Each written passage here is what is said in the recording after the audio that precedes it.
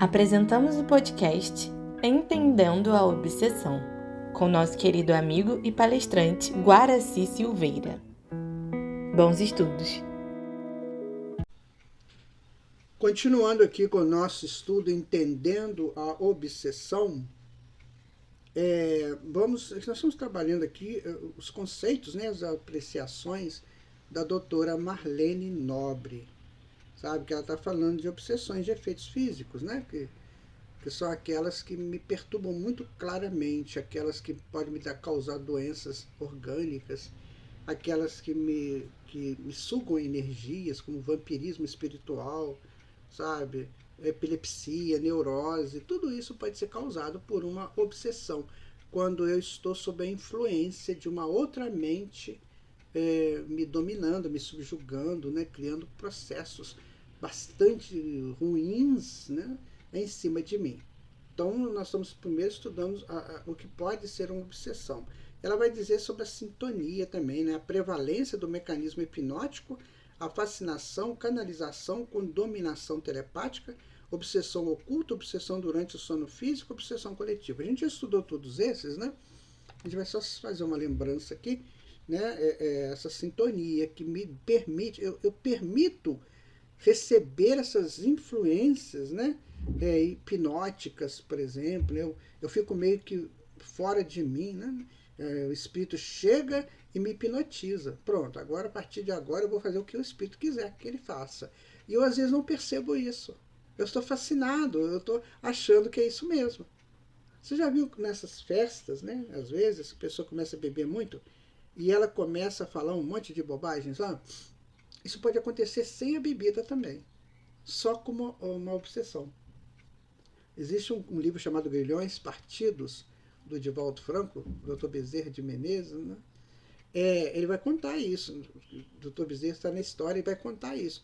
Que a menina, fazendo 15 anos, desce aquela escadaria bonita da mansão lá do coronel, do general, e desce aquela escadaria, a sociedade toda presente, todo mundo muito bem vestido, e aquele momento máximo, da apresentação daquela princesa para a sociedade.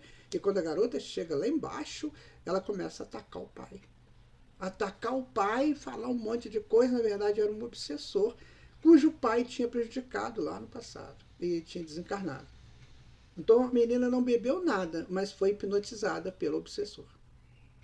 Sabe? Isso aí são coisas que nós temos que tomar cuidado, porque às vezes a gente toma atitudes meio estranhas, assim, toma. E essas atitudes podem ser a sintonia com o obsessor. Às vezes eu estou conversando com a pessoa, começo a brincar com a pessoa, sabe? Começo a estabelecer um nível ruim naquele instante. E brigo mesmo, e falo um monte de coisa. Como o outro não entende disso, acha que eu estou agredindo, na verdade eu estou sendo hipnotizado por um obsessor. Então temos que tomar cuidado, gente, cuidar de você, para que isso não aconteça, Sabe? Ou então eu estou no lugar, o obsessor está longe, mas ele está me controlando. Sabe? Fica naquele controle. Por exemplo, tem casos de obsessão que são interessantes, que, por exemplo, você vai numa festa, mas o obsessor não quer que você vá lá. Porque às vezes você vai ter um encontro, que vai te ajudar muito, que vai te produzir um efeito muito bom.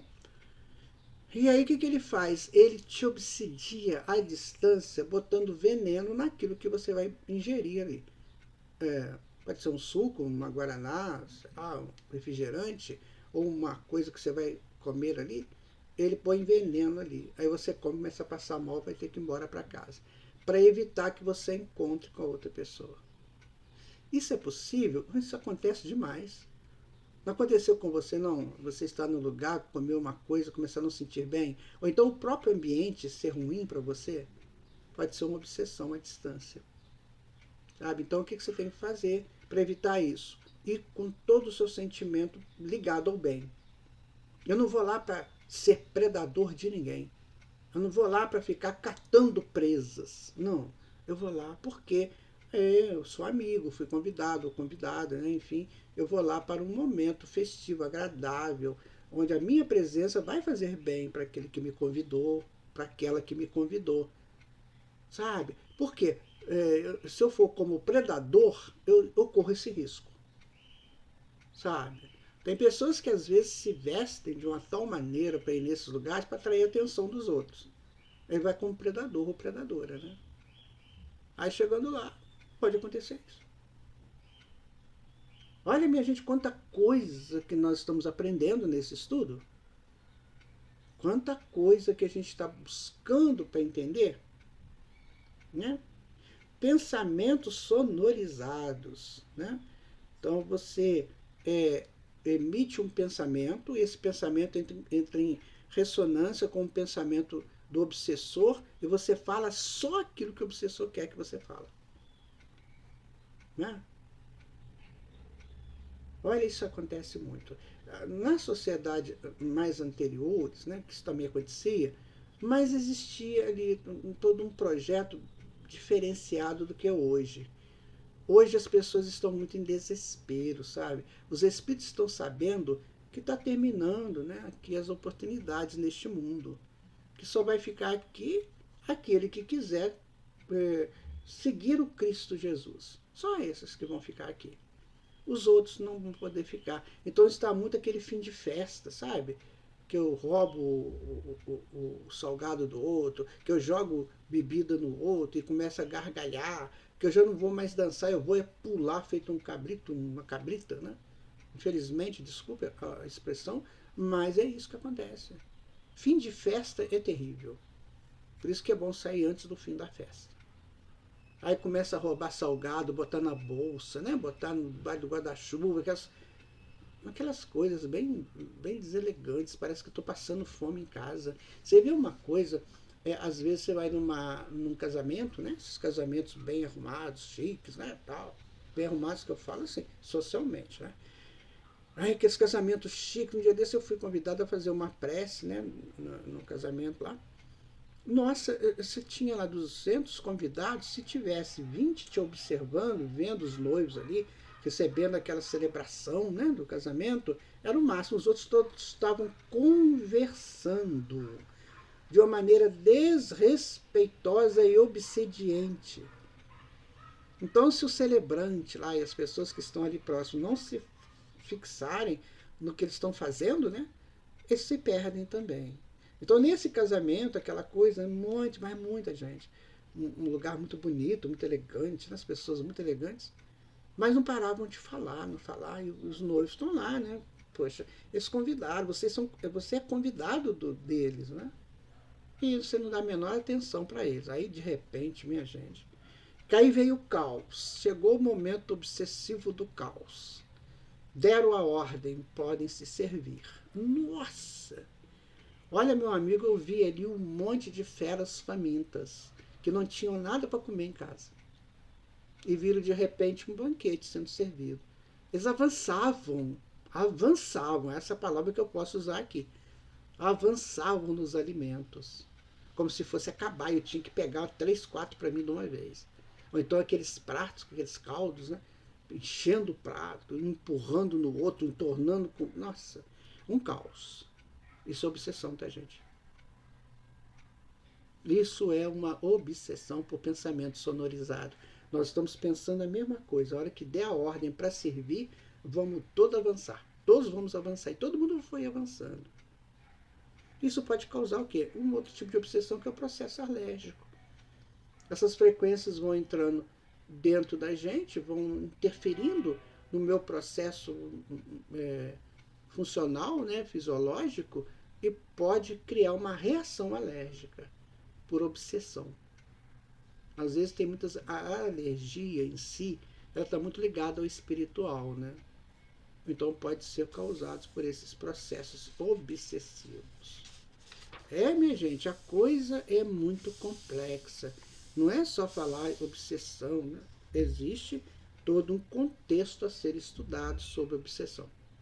As obsessões de efeitos físicos, como anteriormente, guardam relação com os casos de poltergeist, que a gente já falou isso, né? Você, de repente, você imagina num casamento desse, que isso deve acontecer aí, num casamento chique desse, de repente um noivo ou a noiva começa a fazer coisas absurdas lá no casamento. Pode ser uma obsessão terrível, que aquele espírito que foi apaixonado por aquela moça ou aquele moço guarda para aquele momento uma surpresa. Eu vou interferir.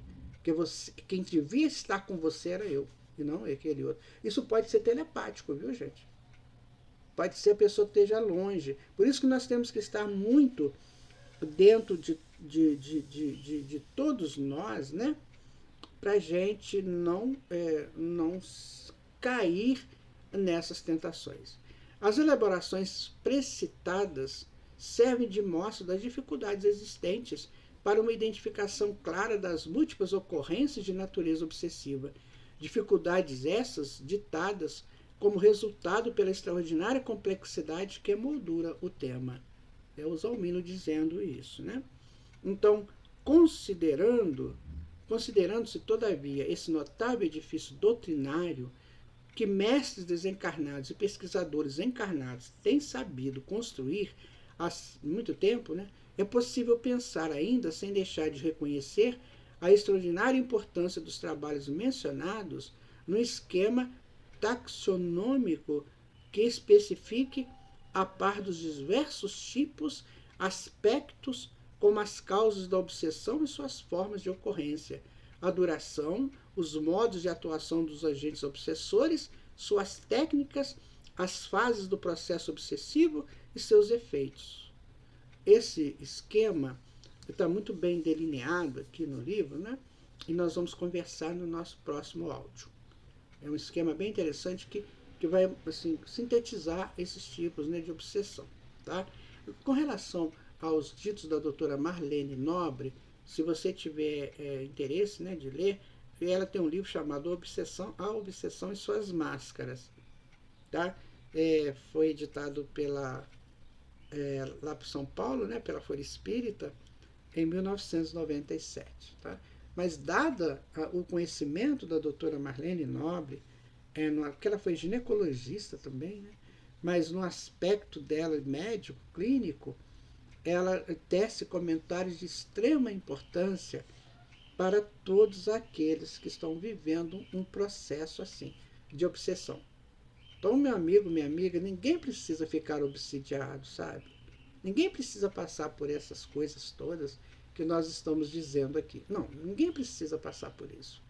Basta que você cumpra aquele preceito de Jesus, né? Jejum e oração. Jejum de atitudes erradas, de atitudes pregressas, invalidadas, né? E a oração que te faz crescer na sua frequência.